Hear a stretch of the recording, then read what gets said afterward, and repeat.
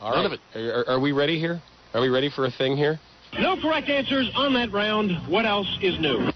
Now it's time to play Halfwits. Oh, no. I think I'm ready. It's the 2009 search for Chicago's biggest sports nut. Yeah! Presented by the Planters. Big Nut Bar. Ooh. We have... Wait, they haven't even answered anything yet. They haven't answered anything yet. Wait. We have contestant number A, as it says on my sheet. Yep. Contestant number A. Chris Wadka. Are you there, Chris? Yeah, I'm here. And contestant number B it's what it says. I know. It's not your fault. Michael Rogina. Hello, Michael. How you doing, Dan? Could use a good vodka. Okay. Gentlemen, Gentlemen, are you ready? Yeah, ready. Chris, question 1 is for you. Wait, Jason. Stop it. Question 1. Who was the first ever Chicago Bull to have his number retired?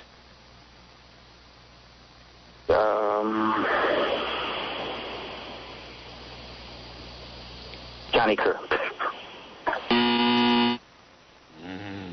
No. Michael, are you ready? I was actually there Yeah, that yes, night. I am. Whose draft rights did the Bulls trade to Seattle in 1987 for the draft rights to Scottie Pippen?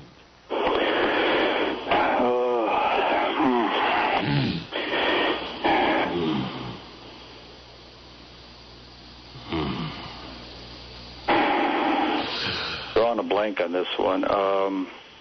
I don't know. So did Seattle. Today, Junior? No. It is Olden Polynice. And the answer to the first one was Jerry Sloan. Yeah, I think you should. All right. Okay. All right, it's all you. I'm just going to sit here and observe. All right. Survivor China. No, we can't. You can't. Not possible. No correct answers on that round. What else is new? Now, our tiebreaker question, Chris, Michael, if you know the answer when you are ready to answer the question, you say your own first name, and that will act as your buzzer. You will be called on to answer the question. If you answer this question correctly, shut up. You win this round. If you answer it wrong, your opponent in this round will advance. Are you ready? Yes. Okay, gentlemen.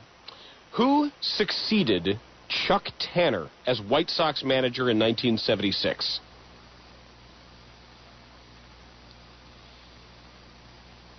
Oh, God.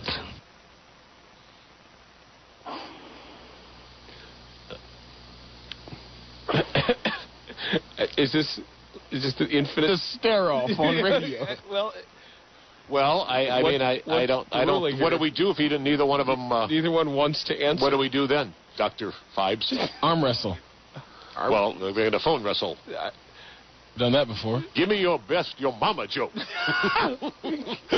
I don't know what to do. Dan Bernstein, you're Fots. Make a call. I'm told we're getting another question. Okay. So, all right. So am I correct, Chris and Michael, that both of you declined to answer that question? I'll take a guess. Oh, who said that? Michael. Michael. Yes, Paul Richards. Yeah! That's right. Okay. But is it possible that he just had enough time? Yeah, I think that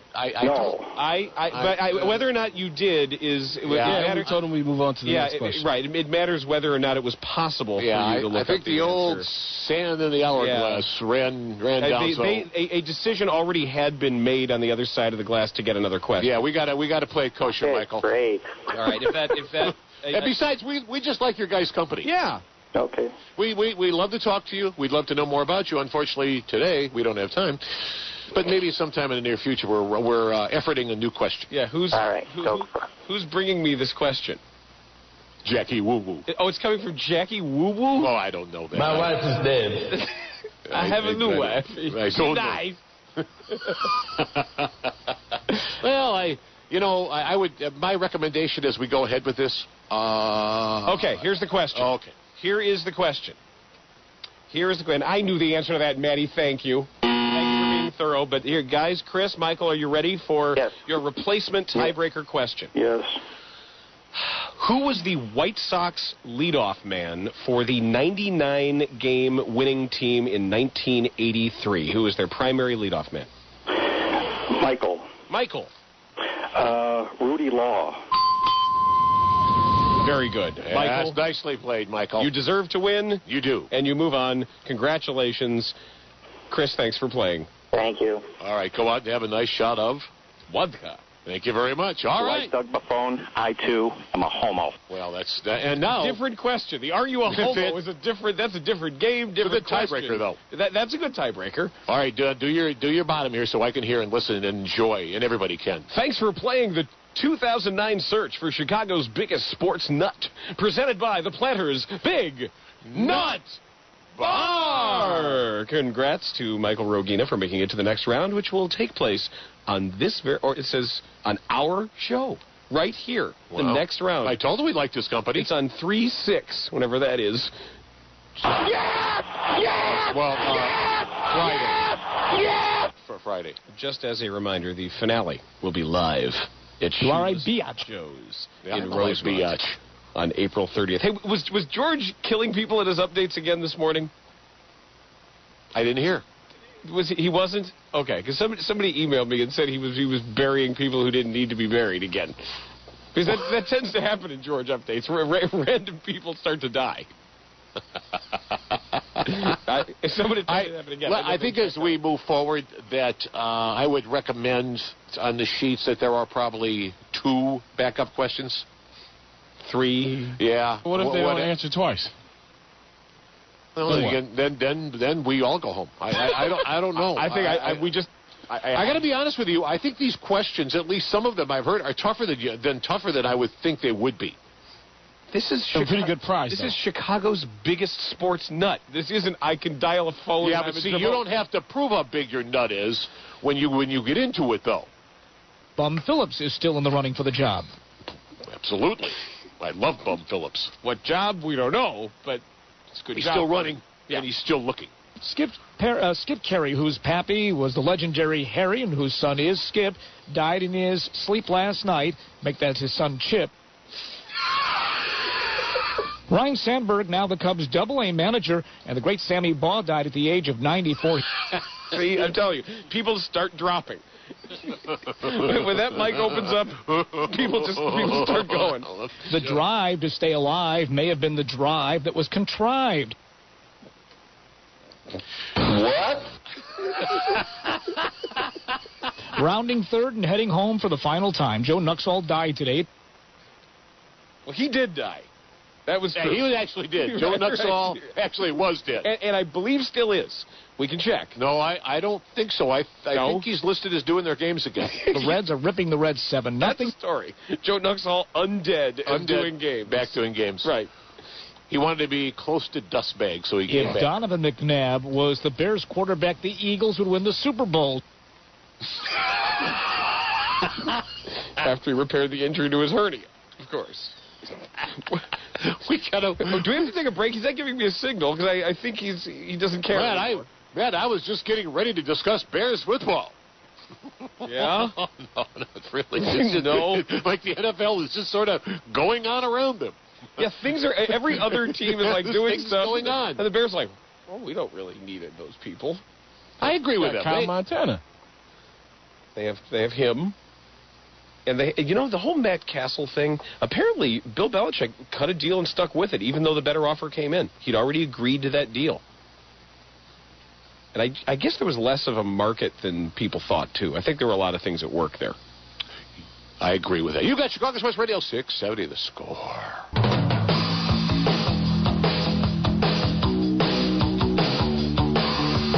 I think it's safe to say that we're both already feeling just a little bit exhausted, so we'll be getting out of here in a couple moments. I mean, I've had it. These long days are killing me. Zach Zema will join you at the top of the hour. We'll have stuff for you for a couple hours, then at 8 o'clock, it's Monday. Yes, the Jerry Wainwright Show. and by the way, this is what George said this morning. Among yesterday's attendees at the wake, all the children of Johnny Red Kerr, who will be buried on Thursday. Oh, my God. Oh, my God. Wow, I told you, you gotta be careful because. Oh, he'll just drop you. Just drop you in a spot, won't he? That's it. I mean, when George. Oh boy. George starts writing about you, you're just toast. All in the cremator in the back of his car down Belmont. Among yesterday's attendees at the wake, all the children of Johnny Red Kerr, who will be buried on Thursday. It's not. George. The Bears gave up an NFL record 324 points in the fourth quarter.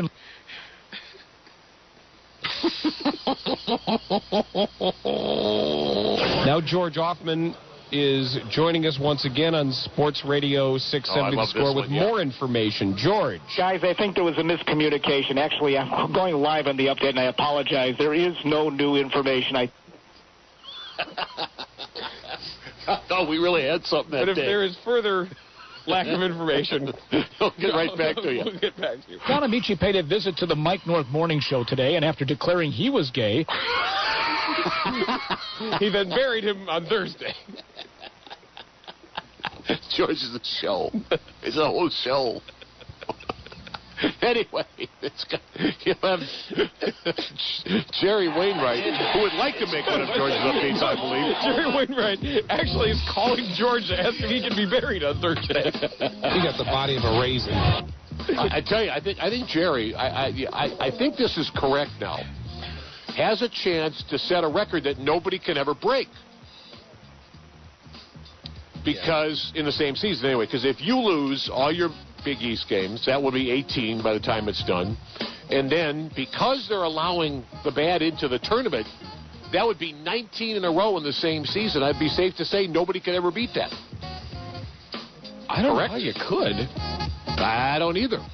Because, right, they didn't used to allow that sort of thing in the tournament. Get some facts and come back and see. That sort of thing? That sort of thing. Welcome to the tournament. Get that thing out of here. What is that thing? Well, it's 0-18. It's awful. It's evil. But it's 0-18. Get that thing away from this tournament. Am I wrong? No, I think you're right. It's 0-18?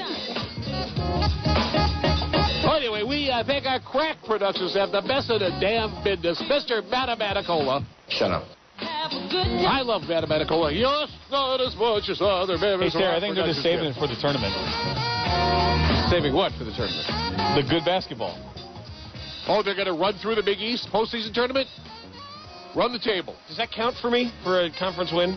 Yes, it absolutely would. Oh, they say no. Well, they're white folks, and then they're ignorant mother like you. And me. Mm-hmm. One of the funniest young men I've ever met, Mr. Jason George Goff. Buy your own damn fries. He is the most dangerous producer in America, and indeed one of those who loves Maddie even more than I do.